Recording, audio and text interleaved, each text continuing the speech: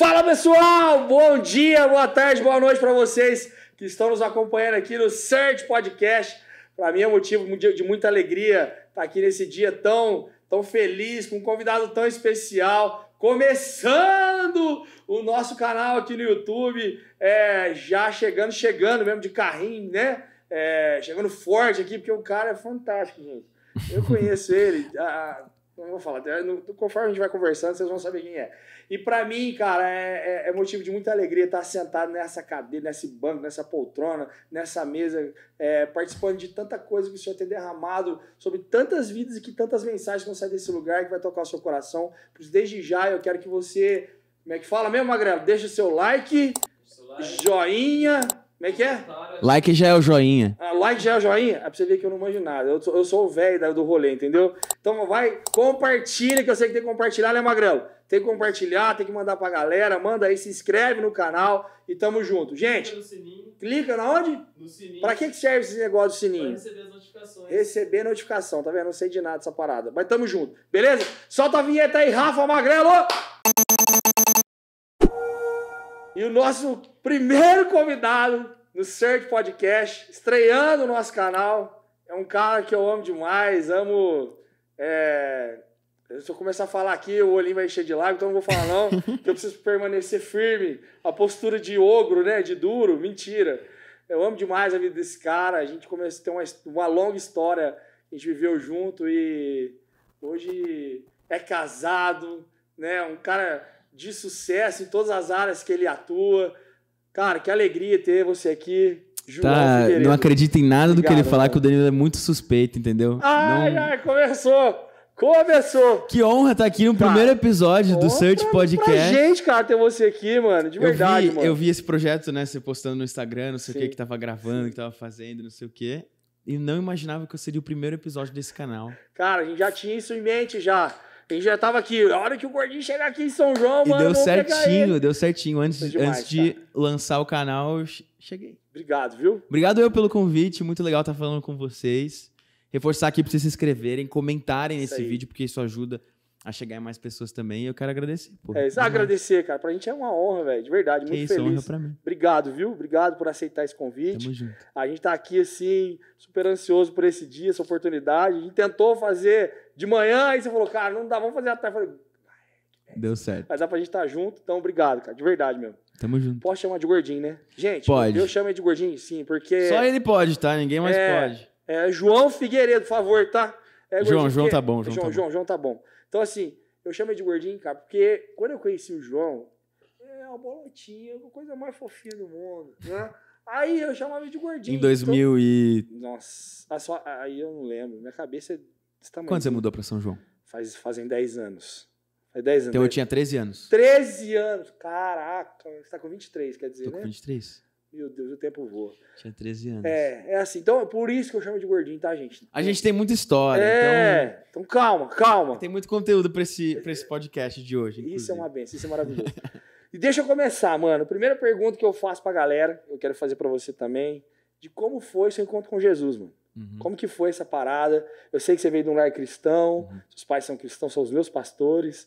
Eu sei como que foi o seu encontro com Jesus, mano? Como que foi essa parada? Conta aí pra gente. Então, eu falo que assim, até uma certa idade da vida de quem cresce na igreja, acho que você também cresceu. Eu só engordei, né, na igreja, não cresci, tô pequeno ainda, né? Você continua pequeno, quem não sabe, o Danilo tem 1,60 m, mas eu acho que pra quem nasce, por exemplo, nesse contexto de um lar cristão, até determinada idade, onde você tem consciência do que você tá, do ambiente que você tá, e você escolhe, além de crescer numa família cristã, você ter um relacionamento com Jesus, até esse momento, é o Deus dos seus pais, é a igreja dos seus pais, porque acredito que muitos acabam começando, quando criança, inclusive indo para a igreja mais como uma obrigação, depois continuam pela vontade própria, pelo encontro que tem com Jesus. Então, eu acho que eu comecei a ter essa consciência, apesar de desde muito pequeno gostar muito de ir para a igreja, sempre fui muito envolvido. Eu comecei a tocar bateria por conta da igreja e depois fui aprendendo outros instrumentos por conta da igreja. Eu canto por conta da igreja. Então, foi nesse ambiente que eu cresci, que eu me desenvolvi como ser humano, que eu aprendi as coisas que eu faço hoje. inclusive a gente vai falar um pouco sobre isso, acho, que, do papel do Danilo nessa parte da minha vida, de começar a cantar. E porque antes eu só gostava de tocar bateria e falar de Jesus. O Danilo falou assim, cara, não, você tem que sair da bateria, você tem que cantar, tá maluco, não sei o quê. Não, que cantar, nada a ver. O cara só queria ficar lá atrás e ele cantava. Não, tem que fazer, falei, tem que fazer música, isso, tem que escrever música, a gente tem que compor, não sei o quê. Eu faço música pra cantar no meu quarto, não vou cantar, não vou lançar música nenhuma. Eu ficava maluco, velho. Então, acho que até você crescer e ter esse entendimento, é mais uma experiência terceirizada, não uma experiência primária, você com Deus. Então, quando eu tive essa experiência, que eu acho que foi muito, no meu ponto de vista, olhando para minha história, eu acho que eu comecei a ter esse entendimento, essa experiência, com uns 13 anos, mesmo depois de já ter mudado para cá, para São João, já morava aqui, meus pais já eram pastores da igreja.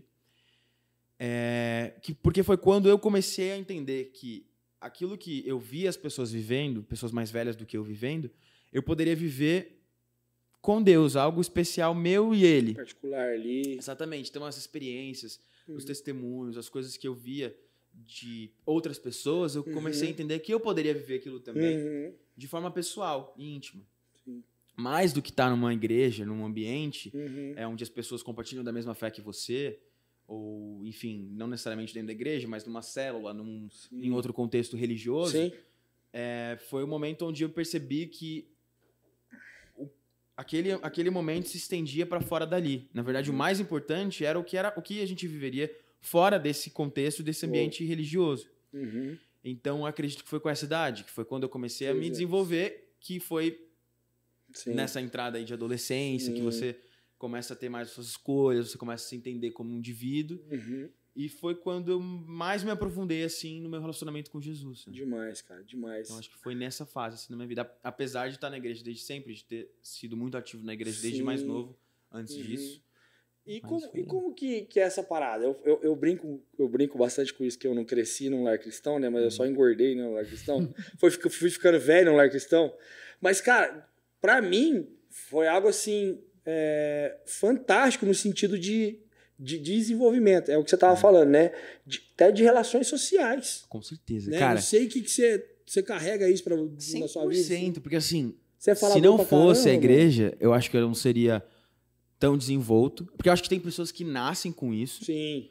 Eu nasci meio cara de pau já, tipo, já querendo fazer as coisas, querendo aparecer.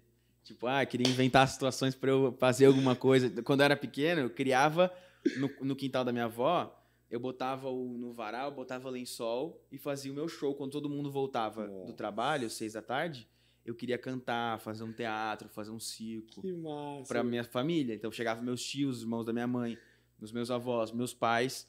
Meu pai e minha mãe sentavam, fazia todo mundo sentar pra me assistir. Então, eu já tinha um pouco dessa cara de pau. Mas eu conheço muitas pessoas que eram muito tímidas, que se desenvolveram nesse ambiente. Sim. Primeiro porque você convive com pessoas que você gosta e que você não gosta. Não gosta, exatamente. Então você é obrigado a ter uma boa relação interpessoal. Sim. O mínimo possível. Segundo que, pelo menos falando do contexto que eu cresci, dentro da igreja protestante, você tem necessidades de diversas funções. Então você tem que, para um culto acontecer, a liturgia de um culto acontecer dentro de uma igreja, para quem talvez não seja cristão, está assistindo a gente, só para explicar. Isso. Você tem a música, né? Você tem a pessoa que fala, que traz a mensagem. Sim. Você tem as pessoas que cuidam do ambiente, que estão ali para ajudar alguém se alguém precisar, que são os diáconos. Sim. Você tem os seguranças do espaço, que são os atalaias. Então, você tem várias funções ali. Então, tem uma necessidade para o culto acontecer, além das pessoas que estão sentadas ali assistindo, recebendo aquilo. Então, quando falta tecladista, você tem que aprender o teclado. Quando falta baterista, você tem que aprender bateria. Quando falta gente para cantar, você tem que cantar. Então, é por isso que às vezes você entra num lugar, você vê a pessoa lá não é nem tão boa fazendo o que ela tá fazendo, mas você pode ter certeza que é por necessidade. Porque não tem outra pessoa. Se ela não tiver ali, ninguém vai fazer, né? Ninguém vai fazer. Então, eu comecei a crescer nesse ambiente onde não tem ninguém para fazer. Eu comecei a tocar bateria com 6 anos. Era um instrumento que eu sabia fazer. Essa é a minha dúvida. Você começou a tocar bateria, mas porque não tinha ninguém fazer colocar, ou você falou, não, eu quero aprender? Desde muito pequeno, quando eu era, tipo, sei lá, tinha uns 2, 3 anos, o primeiro instrumento que eu ganhei, que não era um instrumento, era aqueles brinquedinhos de violão de plástico.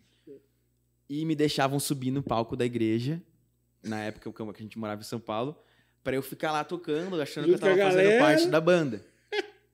Então, que massa. Eu cresci nesse contexto, e só que o instrumento que eu me apaixonei mesmo foi a bateria. Acho que é porque toda criança gosta de bateria, né? Exatamente. Faz barulho, é movimento, tem cores, aquele negócio. Então eu comecei com a bateria, não por necessidade, mas porque eu queria muito aprender, com 6 anos.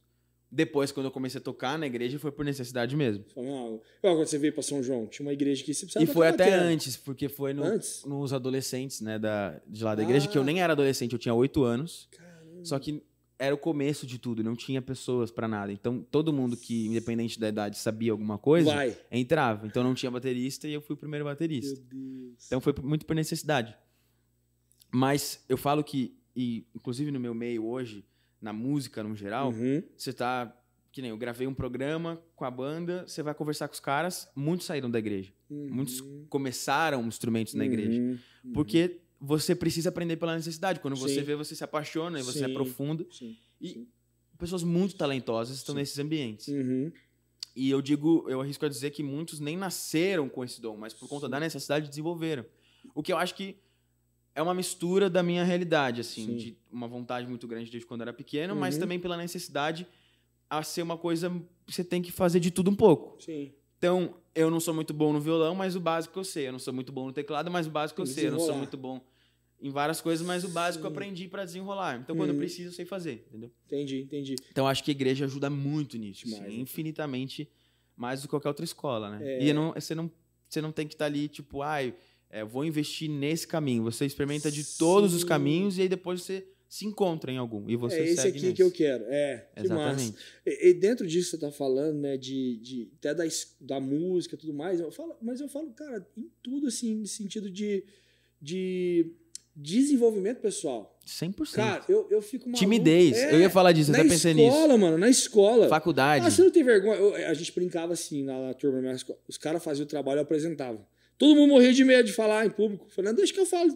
Eu não sabia nada, cara. Eu pegava os negócios, sabe? Você tá mó somebody love, né? Você sem vergonha. Fala, igreja! A igreja, cara. A mesma coisa. Eu odiava fazer a parte teórica do trabalho. É isso aí. E eu também não tinha...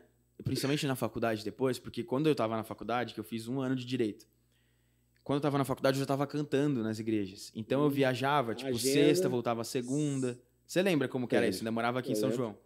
Fora os compromissos da igreja daqui de São João. Então eu tinha uma vida diferente das pessoas que estavam comigo na faculdade. Então o final de semana, que era dia de todo mundo se encontrar para fazer o trabalho, era o final de semana que eu tava trabalhando. De dia de semana a galera trabalhava, dia de semana eu ficava mais tranquilo, mas tinha faculdade. Então eu nunca casava a agenda. Então eu nunca fazia parte do trabalho teórico. Só que era todo mundo, a maioria das pessoas na minha sala, no meu grupo ali da faculdade, eram muito tímidos. Então eu falava assim, faz o trabalho inteiro. Segunda-feira você me dá o trabalho pronto que eu apresento. Cara, eu chegava tipo assim 30 minutos antes. Dá uma lida. E eu trabalho, tá bom. Aí botava os slides e eu, E aí era assim. Só que chega um momento que os professores começam a perceber... Começa a se ligar. Porque aí sempre tem uma pessoa... Se você já fez trabalho em grupo, você vai se identificar com isso. Sempre tem uma pessoa no seu grupo que ela faz a parte teórica, ela não gosta muito da parte na prática, só que ela fica brava que você não fez a parte teórica, ela vai te dedurar pro professor. Ela fala assim, o João nem fez grande parte do trabalho, não sei o quê. Ele só tá apresentando. Só tá apresentando. Então aí começou a conflitar. Fora que aí depois outras responsabilidades eu não consegui continuar a faculdade. Mas era isso, cara. Na escola, na faculdade. Cara. É demais, não tem eu sempre era o cara que apresentava, não tinha vergonha nenhuma. Eu falo que até questão de célula, né, mano? Os caras mandam... você tem que dar a palavra assim, senhor. Você pega lá, cara, tem que fazer, não tem como fugir, velho. Você tá ali, as pessoas estão olhando pra você, tem que desenrolar. Cara, eu acho isso muito legal. Isso te ajuda em todos os ambientes, né? No seu trabalho. Independente do que você for fazer, eu fui pra música. Mas tem gente que vai pra ser um professor, pra ser um funcionário em qualquer ambiente que você tiver, você precisa ter um bom relacionamento pessoal. Eu acho que essa boa comunicação, isso te valoriza num todo. Ô, Gordinho, aí, cara, com 13 anos ali, você teve um encontro com Jesus. Agora eu sei quem é Jesus. Agora eu tenho um relacionamento com Jesus. Cara, o que mudou na sua vida dali pra frente, mano? Sim, a gente falou de contexto de igreja e tal, como era, mas assim, agora era você, Jesus. É diferente. Eu acredito que o que fez muita diferença mesmo pra mim foi entender que eu poderia viver com Jesus em todos os ambientes e 24 horas do meu dia. Então eu não precisava estar na igreja para ter uma experiência e ter o meu relacionamento com Jesus ali ativo, vamos dizer assim. E eu acho que esse entendimento faz total diferença, porque foi quando eu comecei a viver coisas fora do ambiente religioso. Igreja.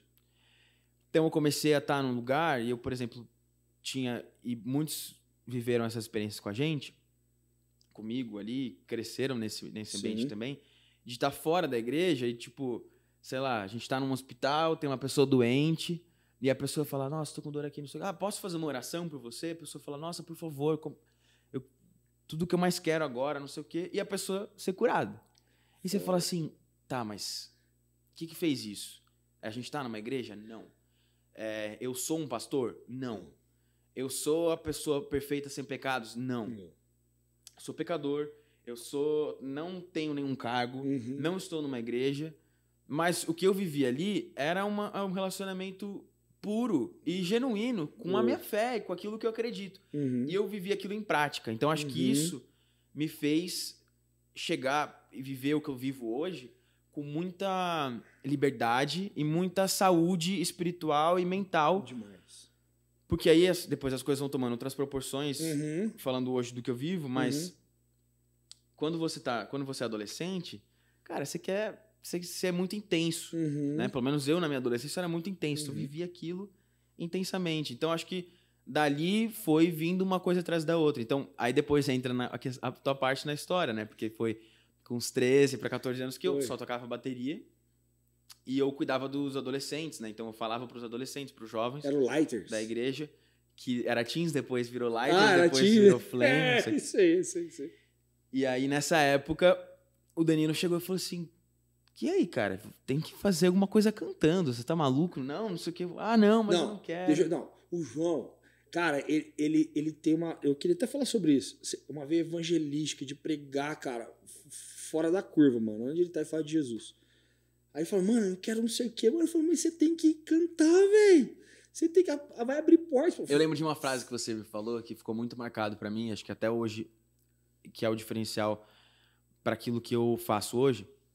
Que você me falou assim, você falar pode ser que tenha muitas barreiras e a mensagem pode chegar para poucas pessoas, mas quando você canta uma mensagem, você quebra barreiras e ela pode chegar em qualquer lugar, em lugar que você não consegue chegar com a sua palavra falada.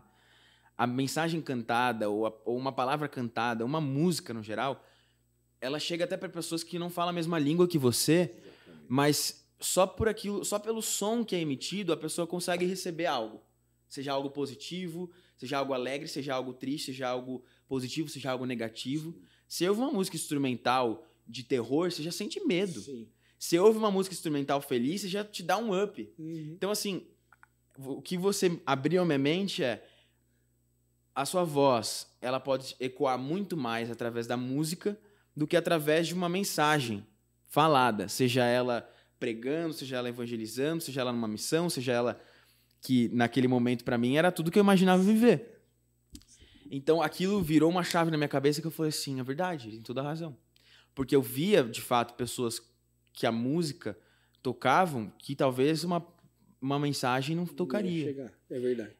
E até mesmo porque não é todo mundo tem tempo pra ouvir uma mensagem. Mas todo mundo tem 3 minutos pra ouvir uma música. Não é todo mundo que vai pegar, abrir e ouvir esse podcast inteiro.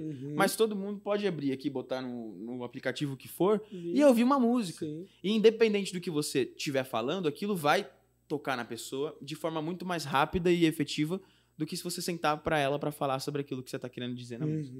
Então isso mudou a minha vida. Demais. Foi o que me fez começar a cantar. Sim. E aí a gente começou com o Estás Aqui, que foi o primeiro lançamento da vida. Cara. Que inclusive é uma das músicas preferidas. Não, eu já contei, eu Você acho. contou já? Em podcast nunca, acho.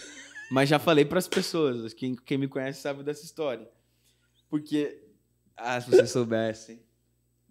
Se vocês soubessem. Qual que era o nosso budget pra gravar essa música? R$150? Nem isso, eu acho. Porque era dinheiro, tipo assim, que eu tava juntando. Eu tinha o quê? 16 anos, 17 anos no máximo. Ele pagou almoço e olambra ainda, velho. Você lembra disso? Lembro. A gente foi pra Holanda, foi pra Ribeirão. E a gente só conseguiu gravar porque o seu irmão Meu irmão. tinha amigos que tinham o equipamento, que poderiam emprestar, e ele recebeu a gente lá na casa dele. Foi. Colchão. Se não fosse ele. O microfone. Felipe Jardim aqui, ó. Tem muito Lemão, a agradecer aí. Tamo junto, beijo Tamo pra você, junto. viu?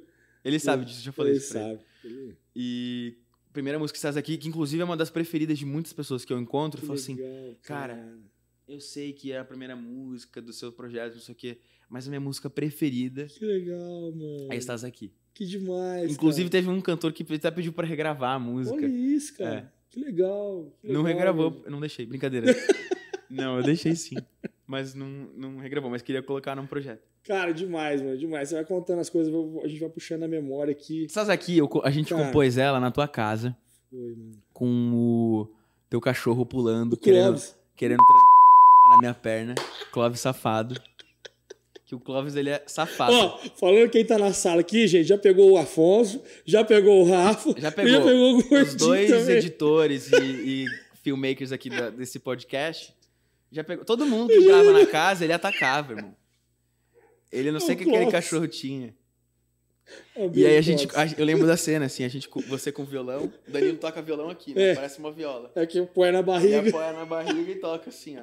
E com o violão sentado no sofá, o sofá que o Clóvis já tinha comido, mijado, arrebentado. É isso mesmo. E o Clóvis, ele é parecido com o Danilo, ele tem 10 centímetros de perna e 30 de tronco. Ele é assim, ele é encolhido. E ele, cara, não para. Um cachorro que ele é pequeno, se você for ver, só que ele tem uma alma de cachorro grande. Então a gente tentando compor, TT. Vocês querem comer alguma coisa? Tentando fazer alguma coisa. Tipo, ali, toda hora junto, sentando.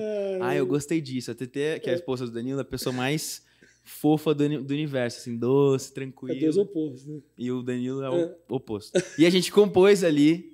Isso tá bom, isso daqui tá bom, não sei o quê. Tá, vamos gravar. Como que a gente vai gravar? Não tinha estrutura nenhuma. Nada, zero. Nada.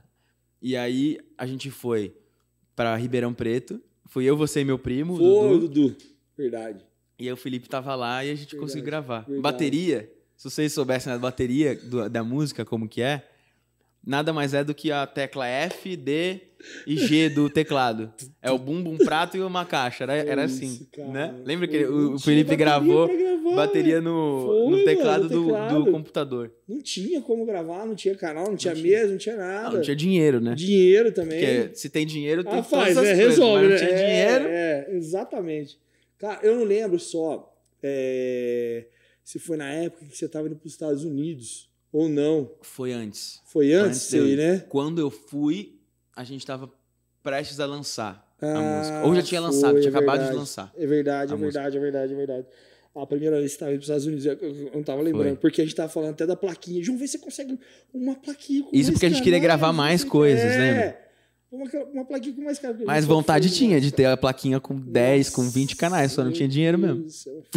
Cara, que fase maluca. Não, e aí a gente gravou, detalhe, a gente gravou com um microfone emprestado, tudo emprestado. Tudo emprestado. O microfone e o estúdio foi num quarto do apartamento do seu irmão, com um colchão velho na parede. Na frente.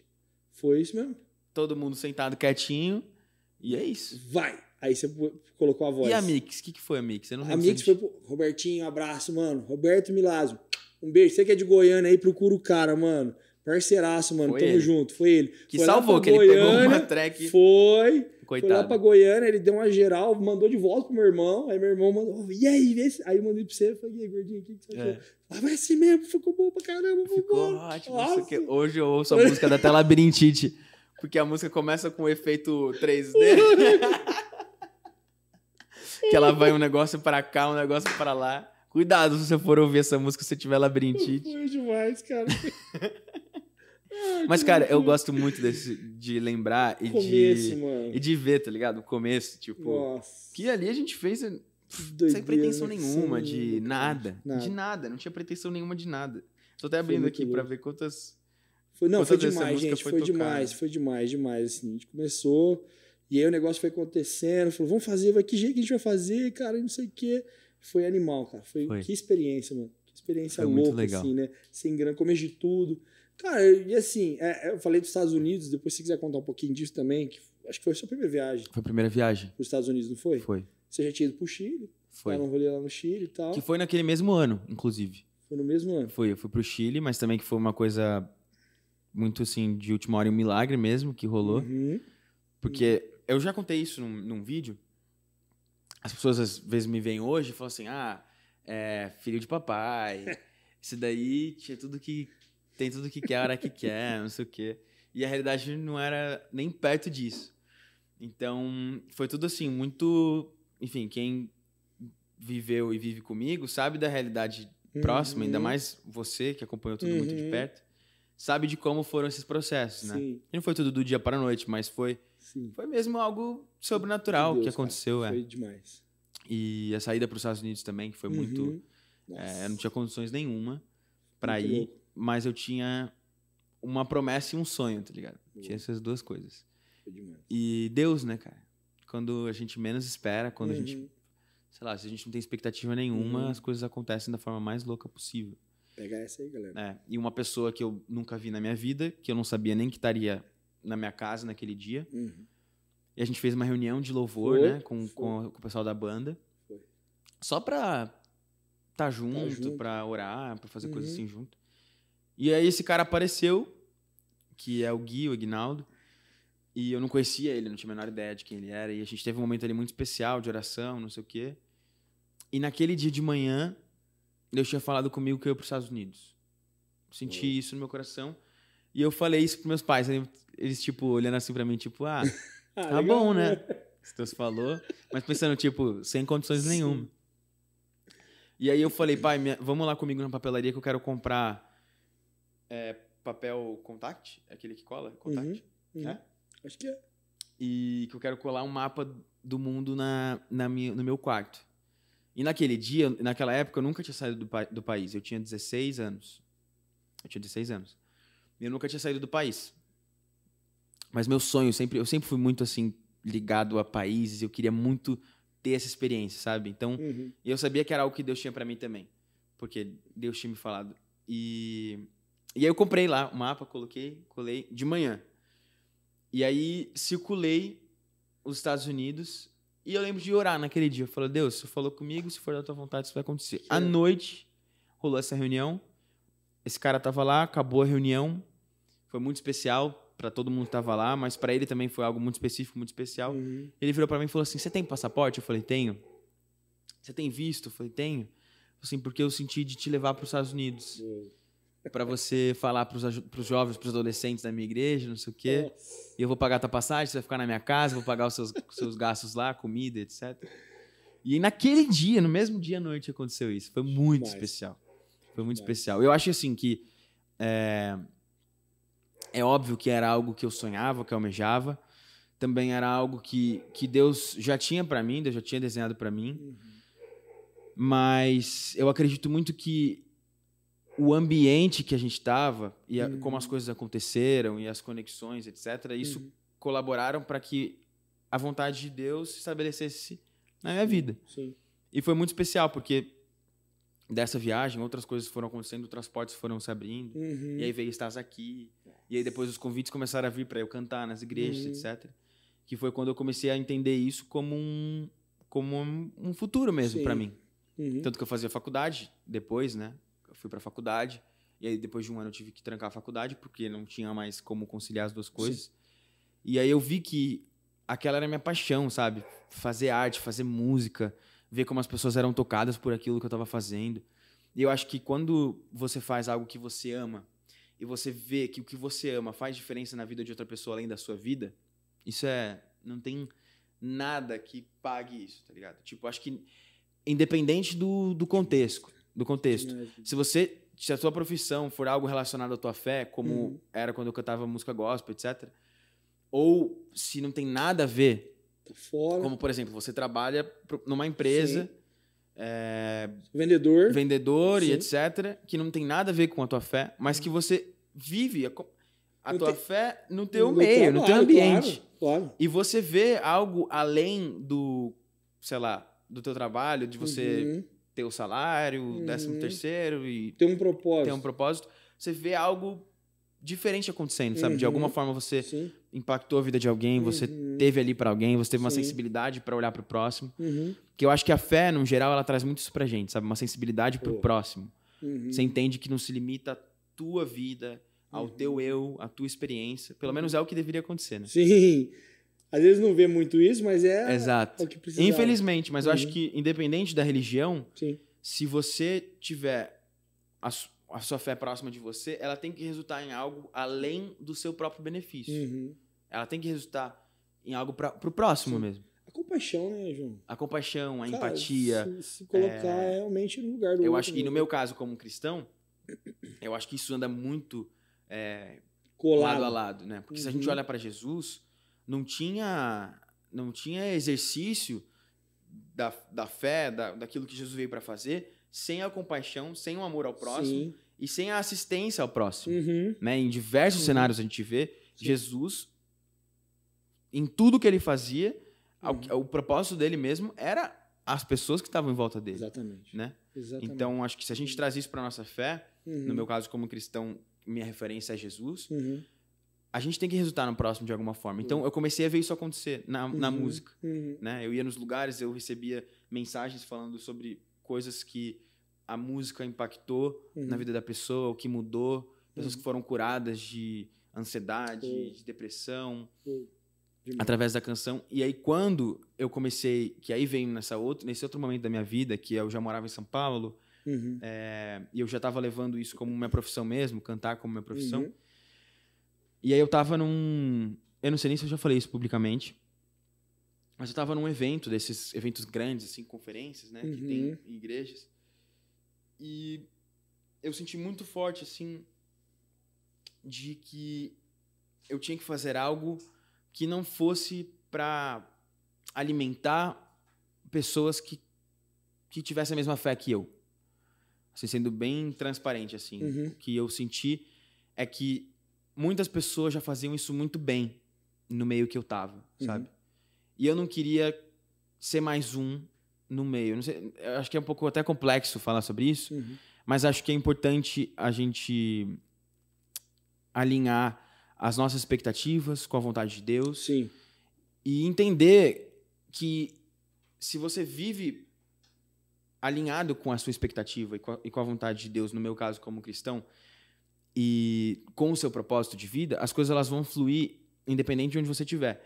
Só que a minha percepção ali foi, eu acho que o que eu entendi, eu não quero soar muito redundante nisso, mas é que não fazia muito sentido eu levar água para quem não tem sede, entende? Tipo assim, não faz sentido eu chegar na tua casa com um fardo de água. Sim. Sabe, faz muito mais sentido eu ir para, nesse momento que a gente está gravando esse podcast, no litoral norte de São Paulo, que as pessoas não têm água, não tem por conta do deslizamento, etc. Levar para essas pessoas que de fato precisam. Tem vontade de receber. Né? Se eu chegar com uma água ali, eu vou ser muito bem-vindo, as pessoas vão querer receber. Então eu comecei a entender a arte e a mensagem por trás da arte, porque eu acho que toda arte carrega uma mensagem, seja um quadro, seja uma música, seja uma peça de teatro, seja um filme, tem uma mensagem. Tem algo a dizer. Né? Tem algo a dizer. Então, eu acho que toda mensagem, toda arte carrega uma mensagem. E toda mensagem, ela precisa ser levada intencionalmente para alguém. Então, eu trago muito perto, por exemplo, falando de arte, o exemplo da minha sogra. O projeto, um dos maiores projetos, acho que da carreira dela, que foi o XSPB, que é da minha geração, que são as músicas educativas para crianças, foi muito intencionalmente feito. Ela contou para mim, e ela deve ter já falado isso publicamente, não, desculpa aí. Não, mas acho que sim, porque não tem nada demais. Que todas as músicas foram pensadas e desenhadas juntos com psicólogos, neurocientistas, especialistas em crianças, para que o ensino penetrasse na criança. Então, por exemplo, por que muitas pessoas hoje sabem fazer o alfabeto na linguagem de sinais? Por conta do A de amor, B de baixo. Então, assim, conversando, eu falei assim, caraca, isso é muito legal, porque a arte se encontra com um propósito intencional. Tipo, eu quero falar com crianças, eu quero que crianças aprendam um conteúdo. Então, como que eu vou fazer isso? Se eu quero falar com crianças de 0 a 3 anos, tá, aí vem um neurocientista e fala, olha, crianças de 0 a 3 anos presta muita atenção em cores, em objetos grandes, não sei o quê. Então tá bom, vamos construir um cenário. E aí, assim, muito intencionalmente tudo. Pra poder... projetado pra isso, que a sua ideia se comunique com quem é o alvo da mensagem, entendeu? Demais, cara. Então acho que isso também tem com quadros, com Sim. arte, com a música. E até na música cristã, Sim.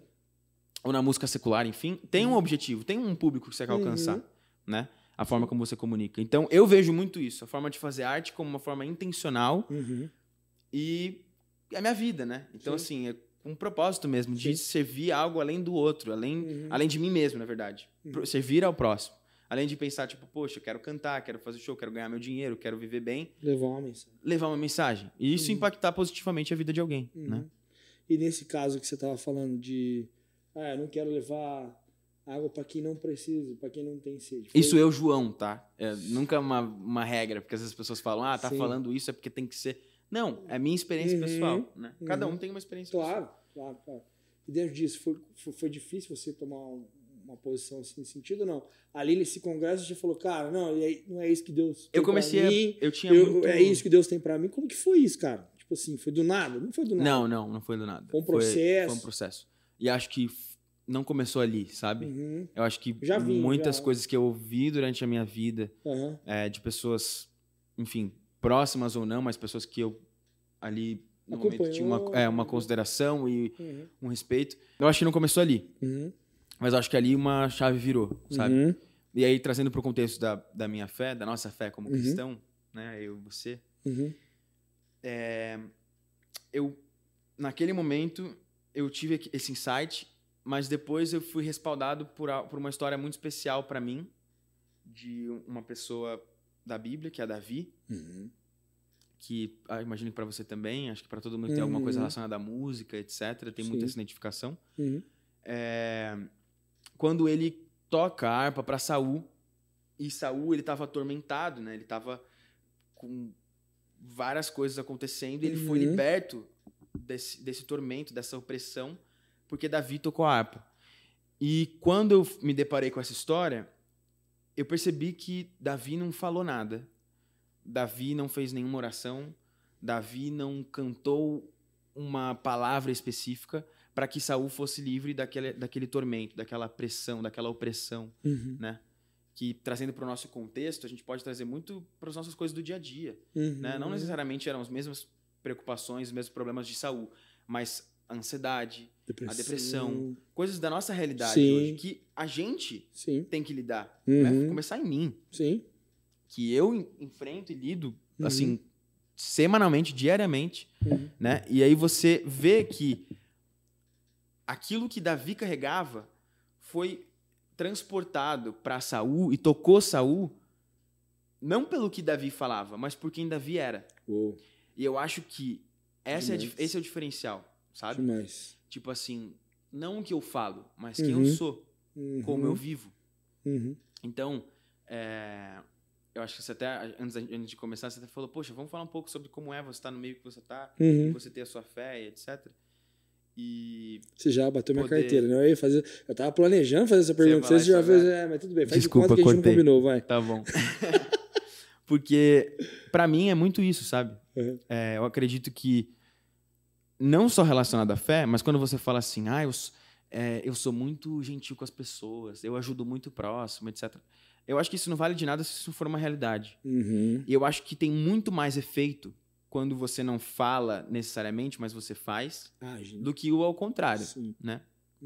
Eu acho que a intenção, em outros exemplos agora, fora de fé e religião, a intenção em falar mais do que fazer é muito mais para aceitação das pessoas do que para você, de fato, fazer aquilo que você acredita. Porque se eu falo que eu sou muito caridoso, que eu ajudo as pessoas, que eu ajudo os projetos, que eu não sei o quê, eu tô muito mais preocupado com o que as pessoas vão achar de mim, eu quero que elas me vejam como essa pessoa boa e que olha pro próximo e que faz as coisas incríveis, do que de fato impactar as pessoas que estão precisando. Então, eu comecei a perceber que era muito melhor eu ser do que falar. Entendi.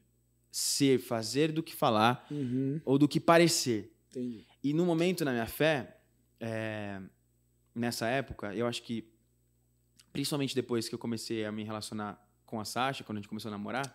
Gente, ele só me corta, não adianta. Eu ia entrar ali, mas não adianta. Vai, gordinho, vai. Perdão. Fala. É porque... Você vai ligando as coisas, como a gente veio de ambientes muito diferentes, Sim. histórias muito diferentes, no meu ambiente, onde as pessoas me acompanhavam por conta da minha fé, da música, gospel, etc. Óbvio também porque gostavam de mim, mas principalmente por aquele conteúdo, eu comecei a receber muitas críticas e muita preocupação do que, tipo, você vai abrir mão da sua fé e você vai se perder, e etc. E naquele momento, no começo de tudo, eu comecei a perceber em mim uma motivação em fazer as coisas muito mais para provar o contrário para as pessoas e agradar as pessoas do que necessariamente porque eu queria fazer. Entendi. Entende? Sua preocupação era os outros, vai, na verdade. Porque... Não era nem... E não só comigo, assim, mas com as pessoas que eu amo, sabe? Minha preocupação tava, poxa, como que as pessoas vão receber essas críticas e, enfim. Então, eu comecei a me pegar querendo mostrar algo que eu não queria mostrar e que eu não precisava mostrar. Era uma defesa sua também, até com Sim, você, com querer, tipo assim, com querer preservar a minha imagem e as pessoas que eu amo, em querer mostrar, tipo assim, eu vou orar, tipo, tentar mostrar alguma coisa, postar um louvor, mostrar um momento no meu espaço público, né, nas minhas redes sociais, para mostrar que eu ainda continuava com a minha fé. E esse foi o momento, assim, de maior aprendizado para mim. Porque eu comecei a ver o meu emocional sendo desgastado, o meu psicológico sendo desgastado.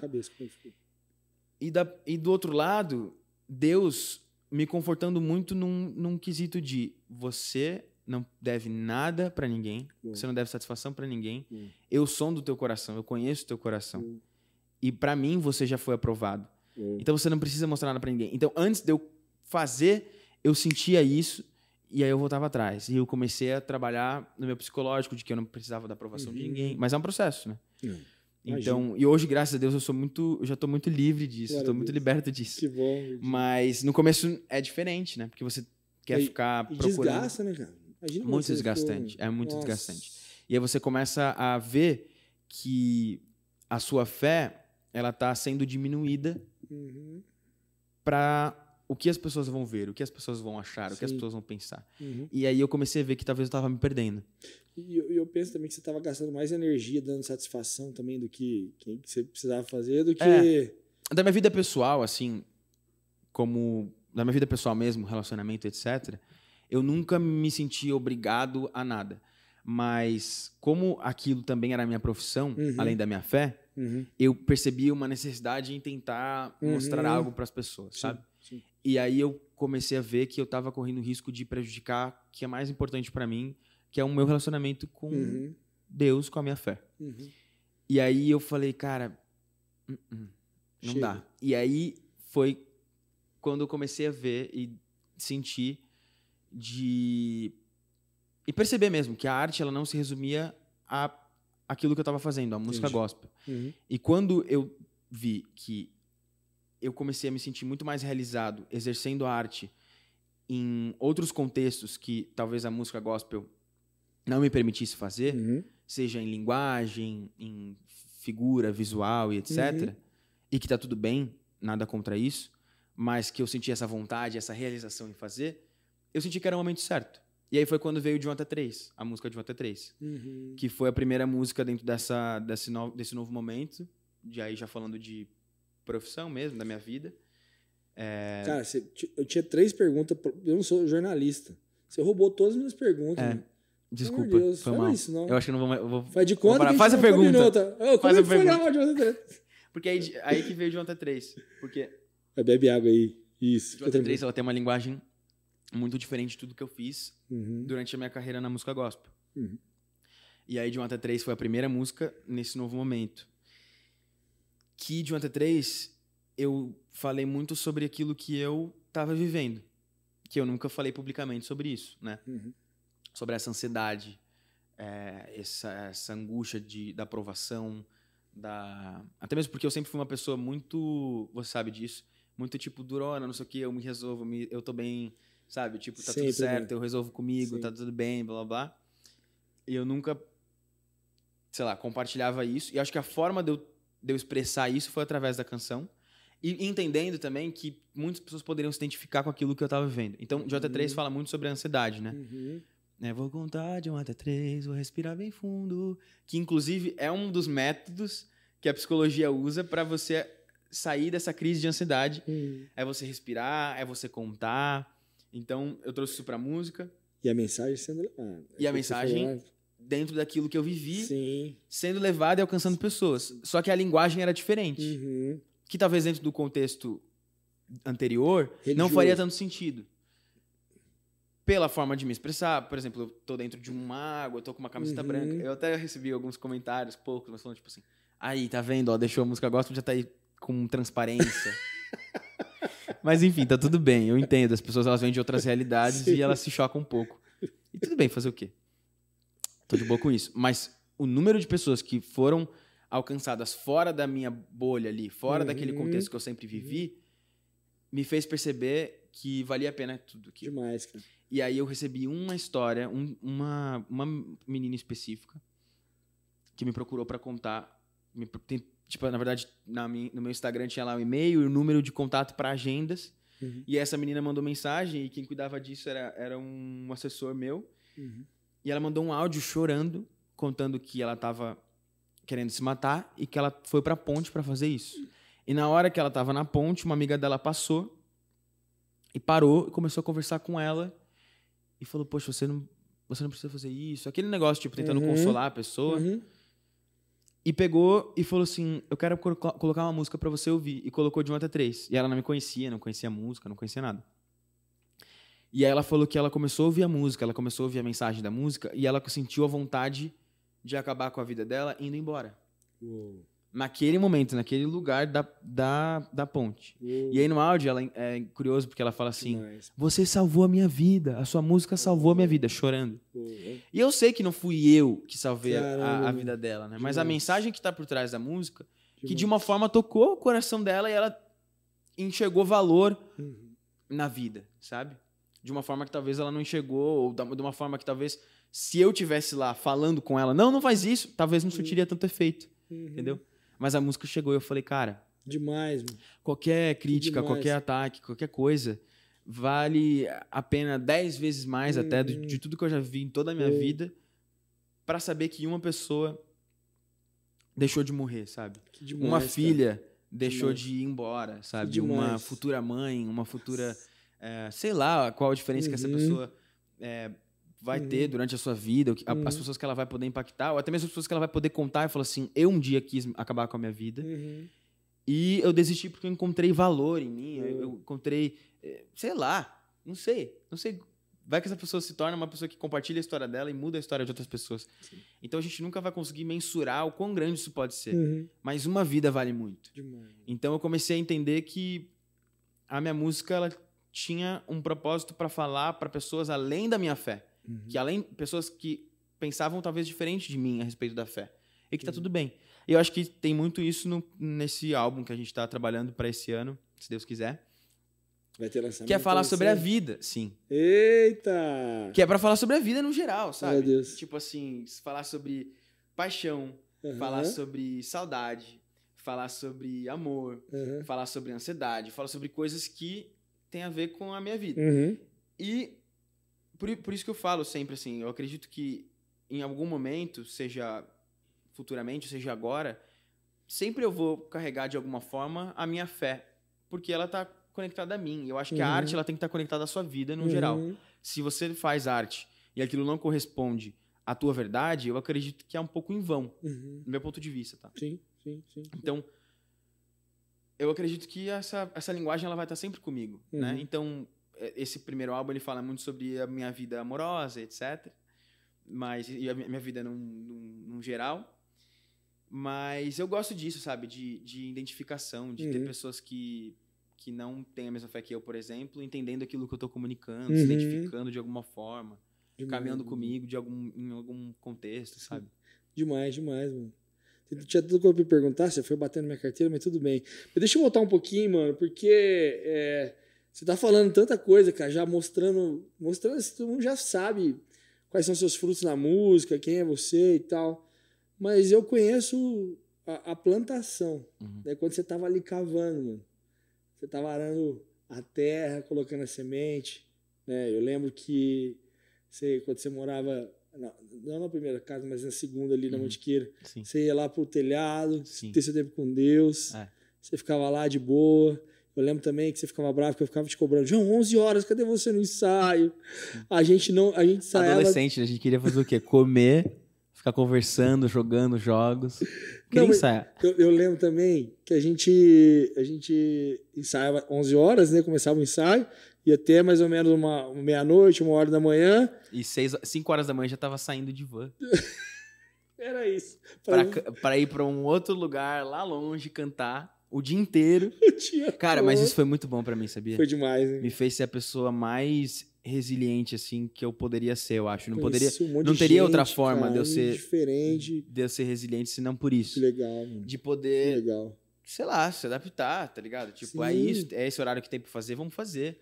Isso. E a vida é assim, cara. E ambiente diferente, e né? Ambiente, eu acho que isso ajudou cultura, também demais, né? Chega passar num lugar... perrengue. Nossa, isso a gente não passava perrengue. Não, imagina. Que isso. Era um luxo. É que hoje você tá contando... Quem vê, pensa. Você tá contando tudo isso. Galera, vocês não têm ideia. Cara, tem história, mano. Você ralou também. Não é chegar assim e falar... cara, tem história. Poxa, quanto tempo você ficou lá dedicando? Eu lembro que a primeira vez que o João chegou com o aparelhinho pra aquecer a voz. Que é isso aí que você tá arrumando? Não, pô, você não sabe de nada. A Fone que mandou... Você tá inventando moda aí já. Falei, isso aqui é bom pra minha voz, mano. Relaxa. As pessoas achavam que era cigarro eletrônico. Você lembra? A gente ia em igreja e eu tinha que aquecer com aquele aparelhinho que era um inalador só. Só que era móvel e não tinha muito, assim. Você não via com tanta frequência. Eu tinha que aquecer escondido no banheiro, porque uma vez um pastor virou... Você tá usando um cigarro eletrônico?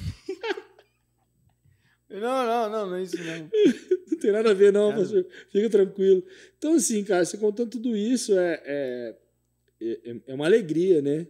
Saber tudo que tá acontecendo na sua vida, de coisas boas, cara. De onde sua música tá chegando.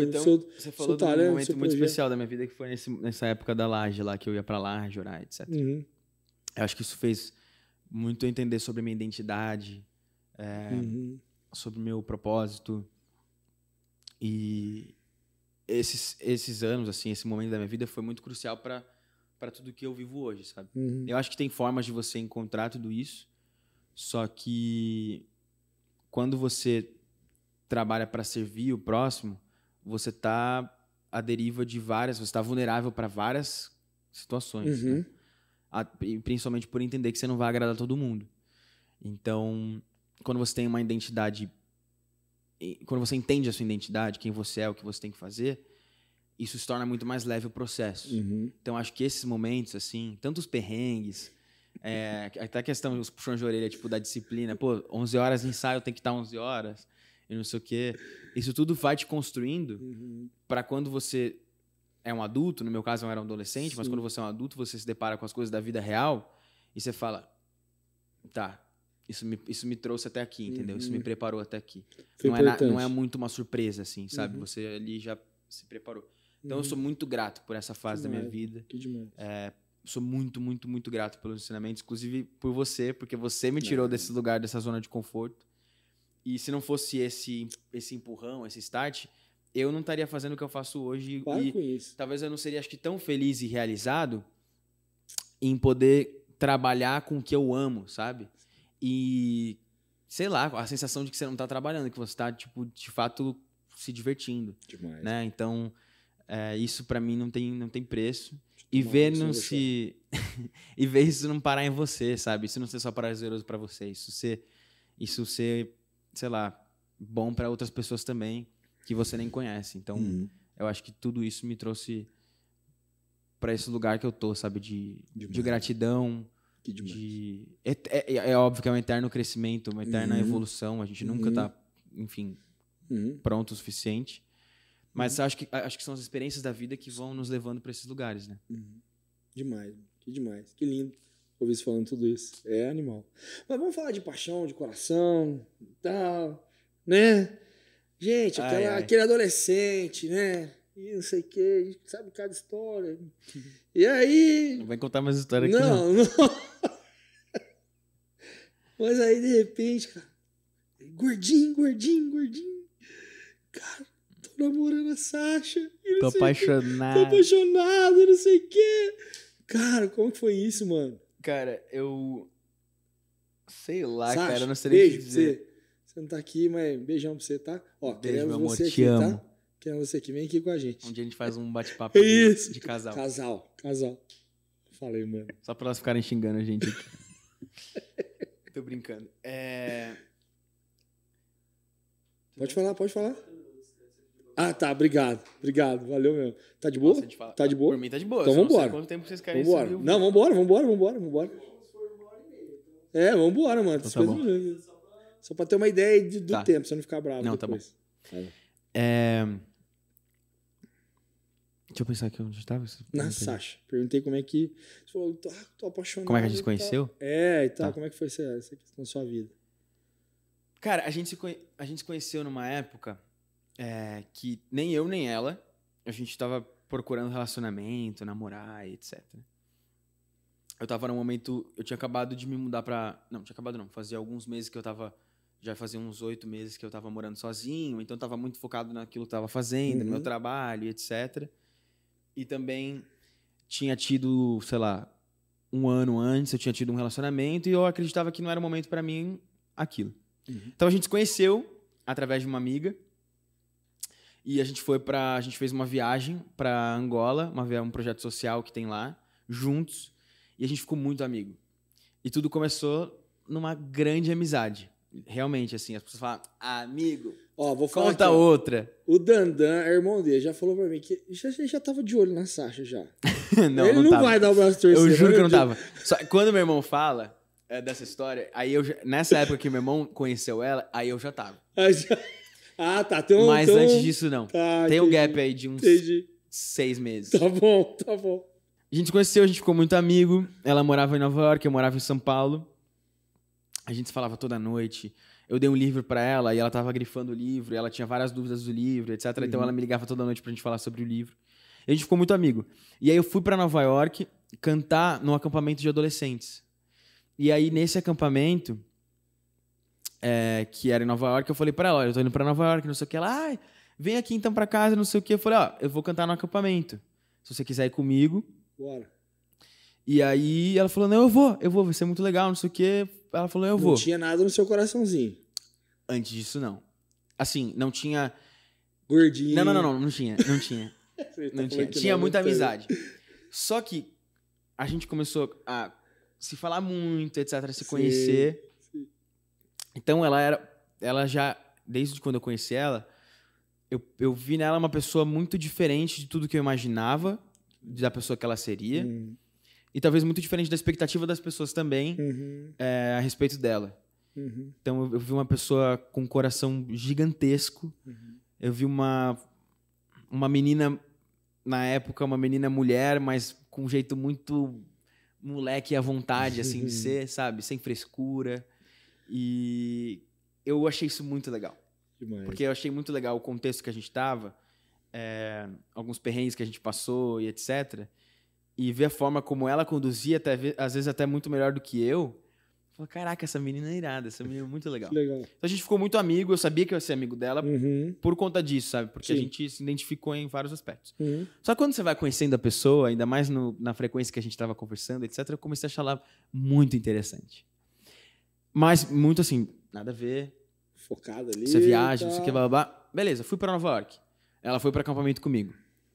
A gente nesse acampamento, acho que foi uns 3 dias. Eu fui lá, eu cantei, eu falei, etc. Depois eu tinha uma noite em Nova York e depois eu ia embora. E aí eu voltei para a cidade, porque o acampamento foi fora da cidade.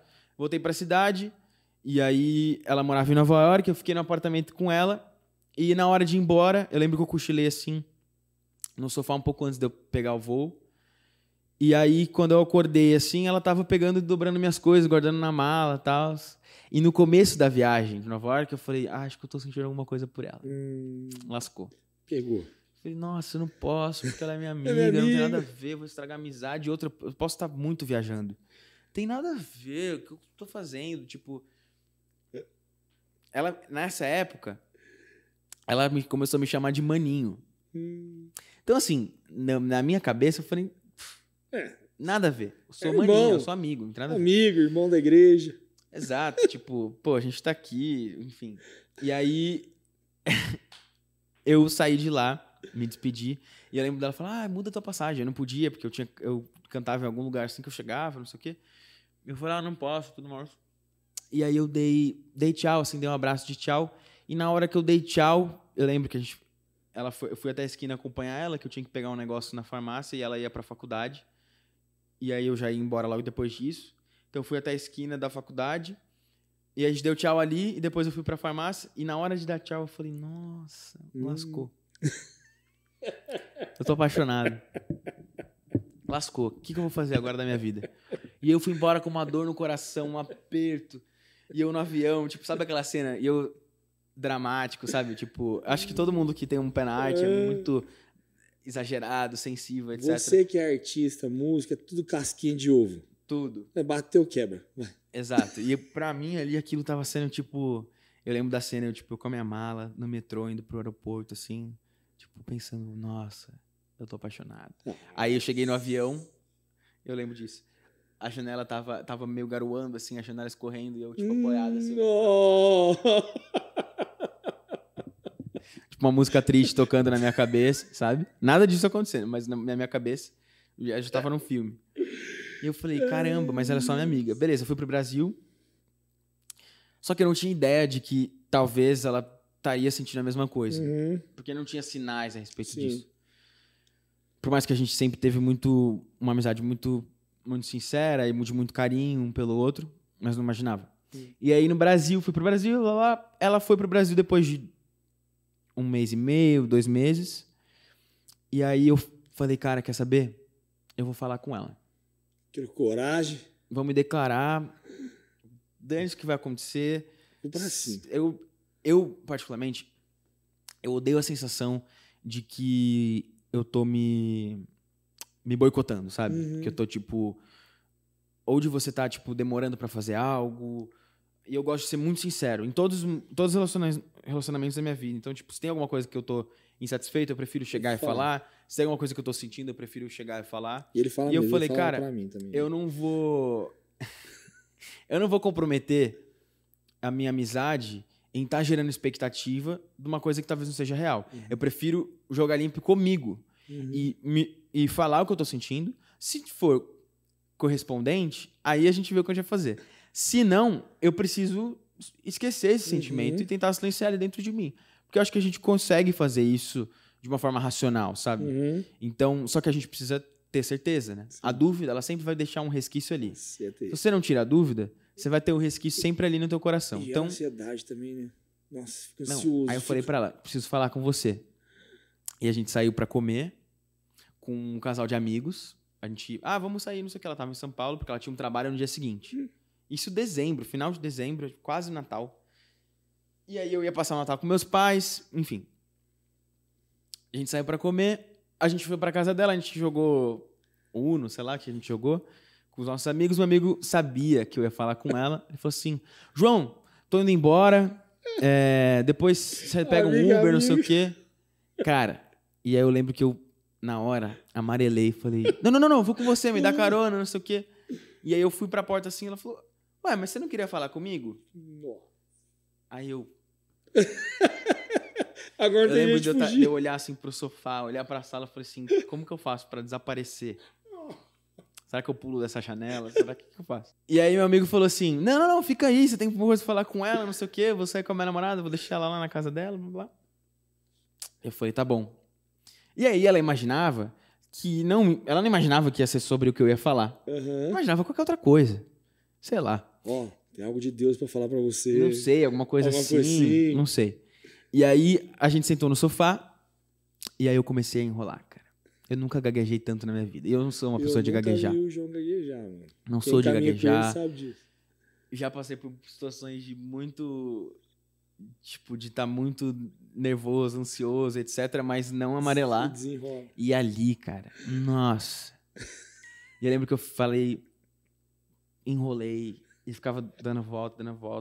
eu falava assim, porque você é uma pessoa muito especial pra mim, e a gente tem uma amizade muito legal, e eu não quero nunca comprometer isso.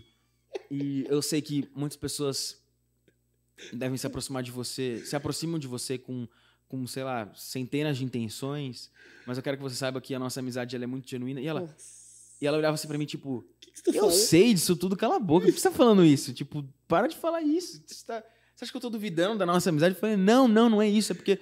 Aí eu...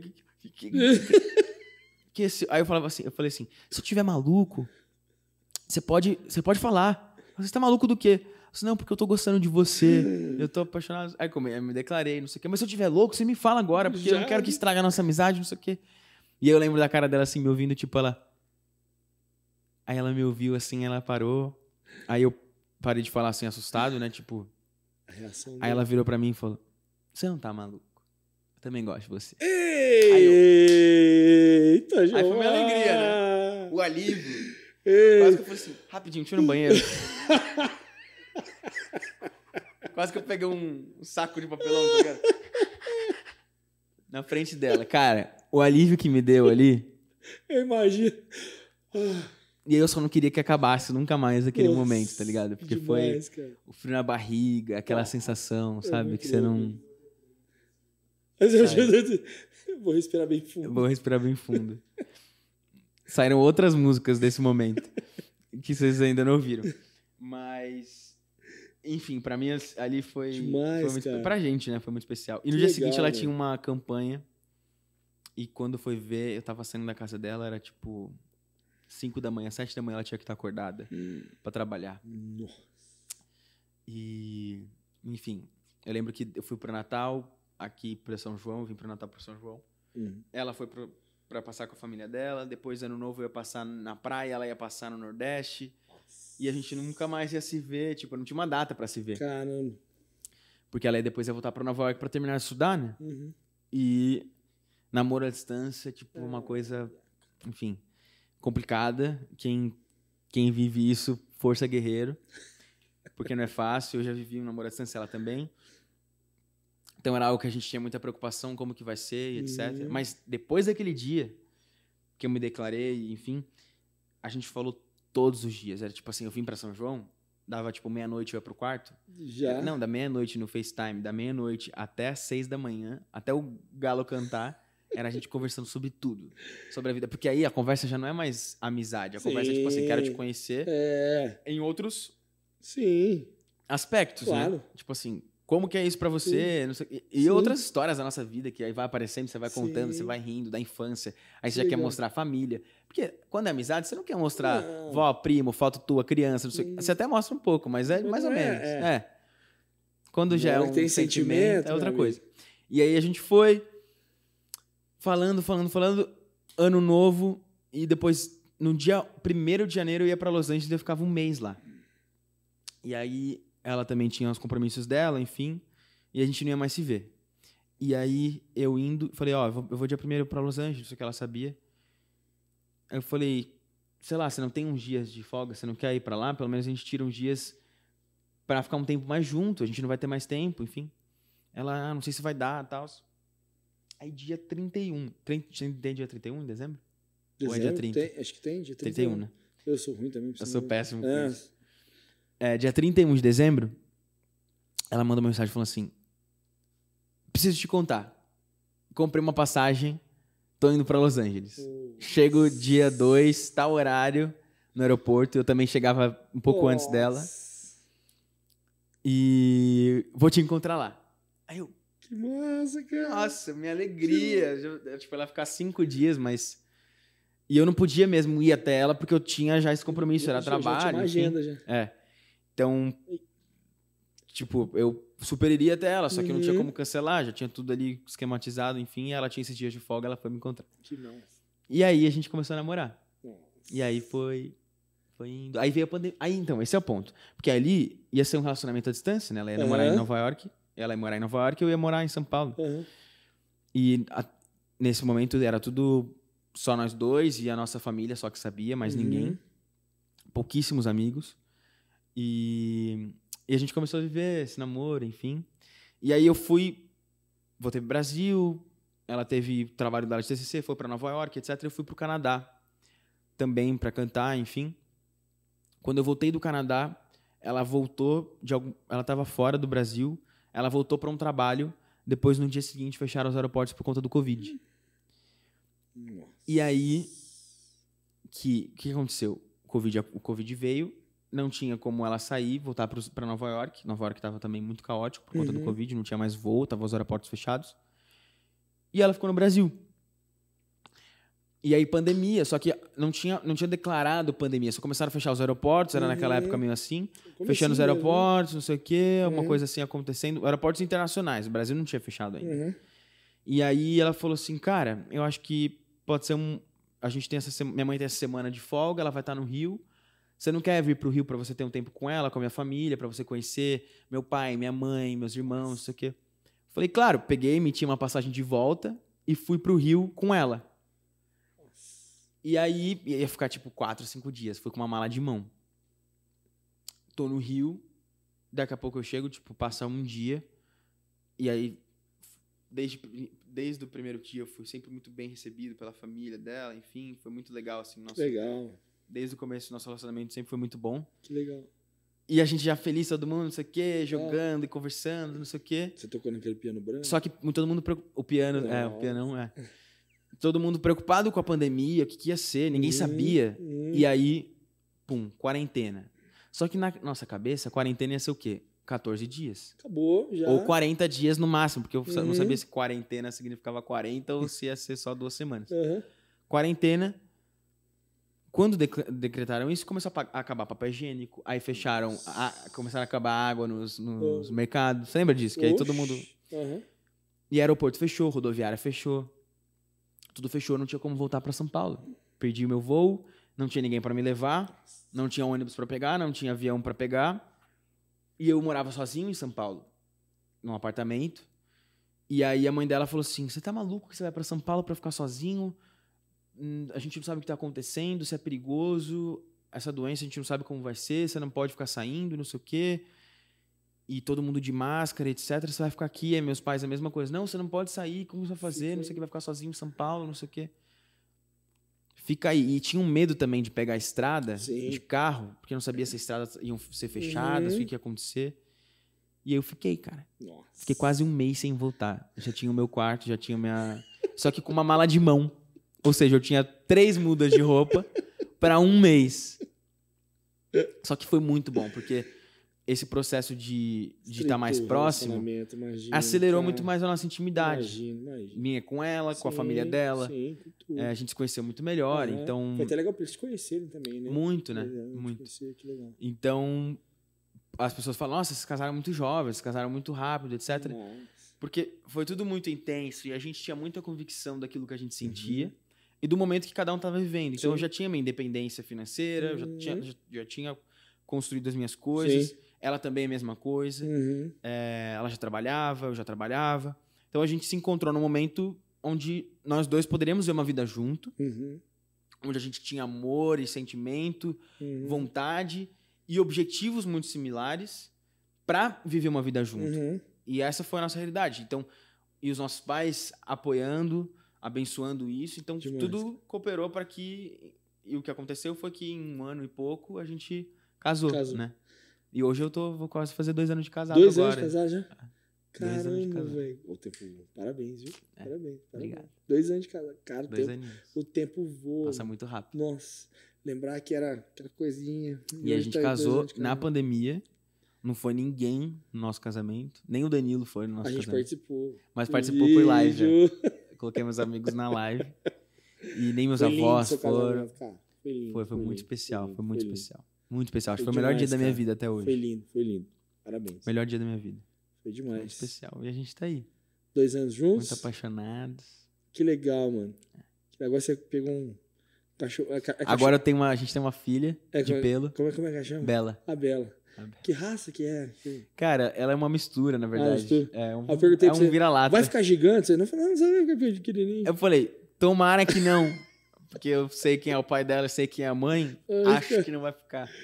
Mas não sei também, né? Um dia a gente vai ver esse vídeo e vai falar. Então. Ficou bem maior do que a gente esperava.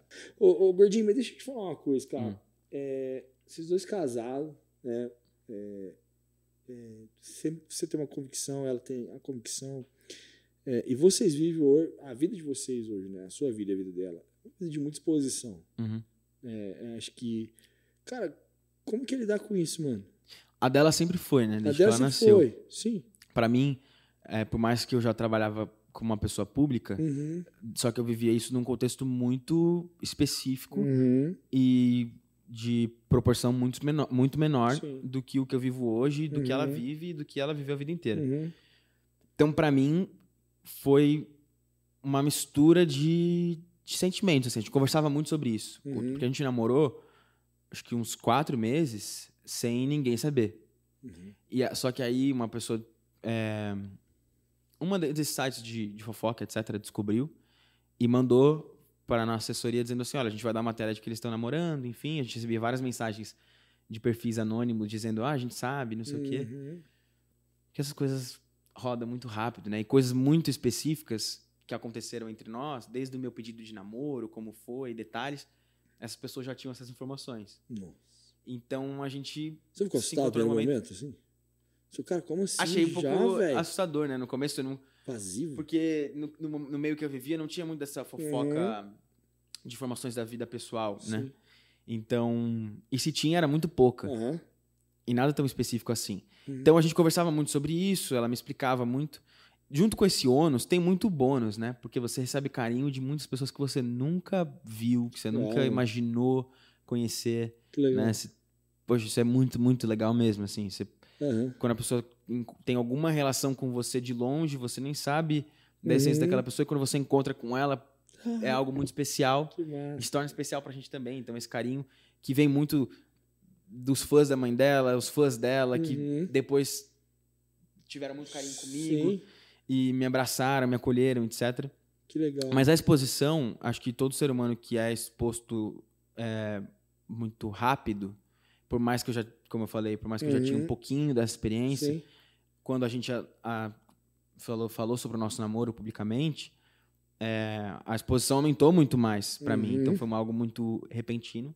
Então você começa a lidar com muitos elogios e muitas críticas. E eu acho que ambos são prejudiciais. Acho que desde o elogio até a crítica são muito perigosos. Porque o elogio em excesso, não que as pessoas não podem elogiar e que você não pode ser elogiado, tá tudo bem. Mas você se basear num elogio, é muito fácil você se perder, sabe? Desde identidade, propósito, até deixar isso subir pra tua cabeça, sabe? Se você é uma pessoa soberba, ignorante, etc. Mas quando você tem ali muito elogio ou muitas críticas, ou os dois juntos, também é complicado.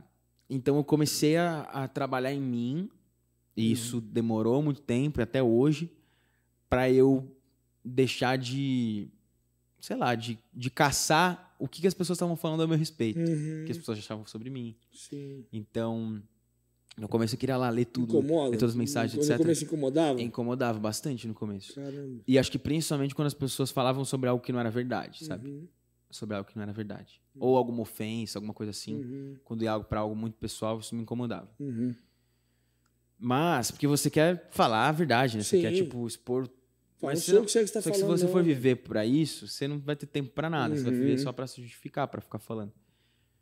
Só que aí o que você tem que fazer? Olhar pro lado bom, olhar pro carinho, olhar para os benefícios disso tudo, porque tem muitos benefícios e acho que a gente tem que ser muito grato, porque por mais que tenham essas questões todas, acho que tem muito mais coisas boas do que coisas ruins. Legal. Com certeza tem, na verdade. A gente é apto para fazer muitas coisas por conta de ter pessoas que acompanham a gente, né? Por ter um público fiel, pessoas que gostam da gente, pessoas que têm um carinho por nós. Por conta disso, a gente consegue viver muitas coisas legais, né? Então, a gente tem que ser muito grato a essas pessoas, com certeza. Mas a gente não pode ser refém da opinião das pessoas. Então, trabalhar isso dentro de mim. Para ela, que cresceu nisso, ela sabe muito bem lidar, já sabia desde a época mais tranquilo, entre aspas, assim. Muito mais tranquilo. E de saber não afetar. você pode ter contato com aquela informação, mas aquilo não te afeta como no começo me afetou. E hoje eu me vejo nesse lugar. Tipo, eu posso até ter contato com essas críticas e elogios, mas isso não me afeta como me afetou antes. Entendi. Mas é isso, assim, basicamente. A exposição muda muito, né? Porque é outro meio, a mídia é muito diferente. Mas se você aprende a lidar, a se relacionar, acho que é tudo uma questão de se adaptar muito também. Entendi. Mas é isso. Como que é? Cara, é a primeira vez que eu vi você modelando. Modelando, não. Modelando. Não. Não sei se fala assim, sei que manja como é que fala o linguajar. Não, é porque assim. Mas, cara, tirando foto e tal, fazendo uns trabalhos legal pra caramba. Como que foi isso, velho? Diferente da sua realidade, sabe? Vindo da música muito. E pá, e aí falou, não. Que eu acho assim, quando eu quis fazer essa transição, né, da música gospel pra música pop, pra uma música mais plural, etc., que não tivesse tão focada na fé, o que aconteceu? Quando eu comecei a fazer foto, etc., eles falaram, tá modelando. Não, eu não sou modelo. Não estou modelando. O que acontece é o seguinte, quando eu fiz essa transição da música gospel pra música pop, são várias burocracias, vários processos diferentes. Então eu tive que sair do lugar que eu tava, que distribuía minha música, os meus projetos mudaram, né? A estratégia mudou, então eu precisava de uma equipe diferente. Certo. Eu recebi a proposta de um lugar, que foi o lugar que eu fui, só que muitas coisas aconteceram durante esse relacionamento com esse time, com as pessoas que trabalhavam comigo, que me impossibilitaram de lançar tudo que eu tinha preparado para lançar já nesse novo momento da música pop.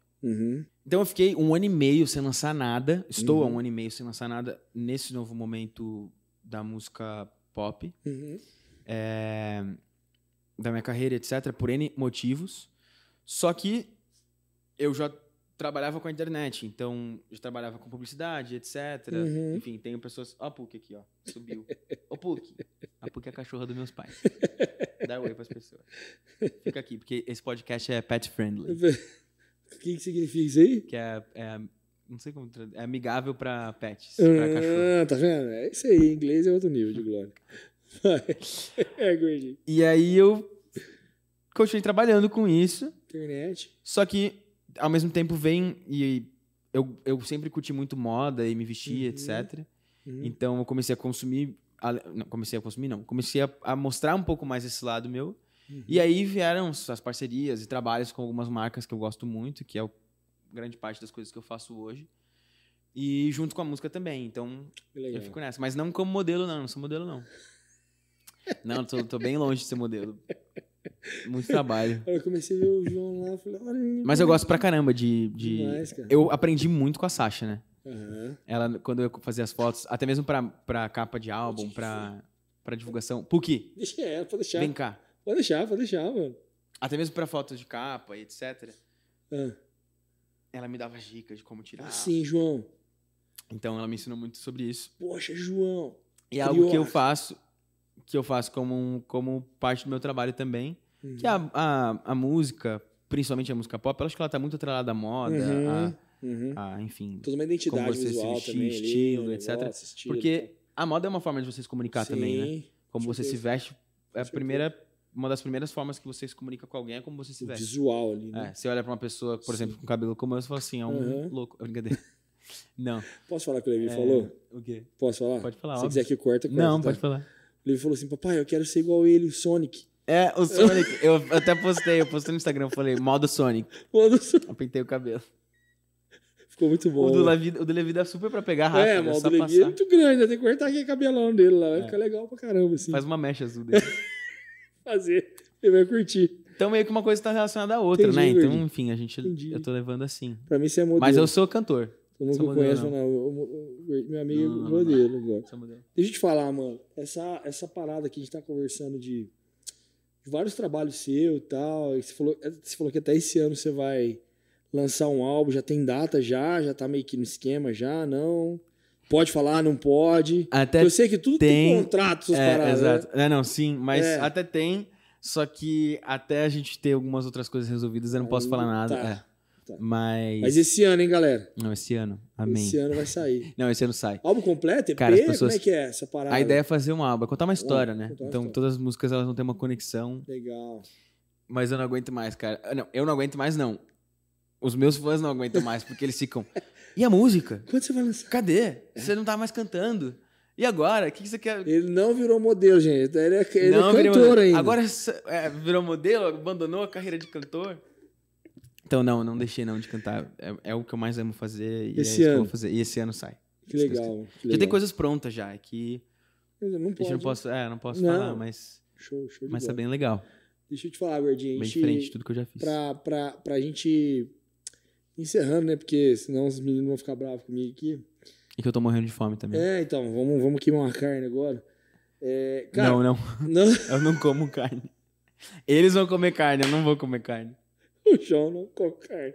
Quem vai comer carne é o magrinho aqui, gente. Pode ficar tranquilo. E a última pergunta que eu gostaria de fazer pra você é essa questão. Nosso podcast chama Search Podcast. Tem a ver com busca, com procura. E essa galera tem procurado várias coisas hoje em dia, né?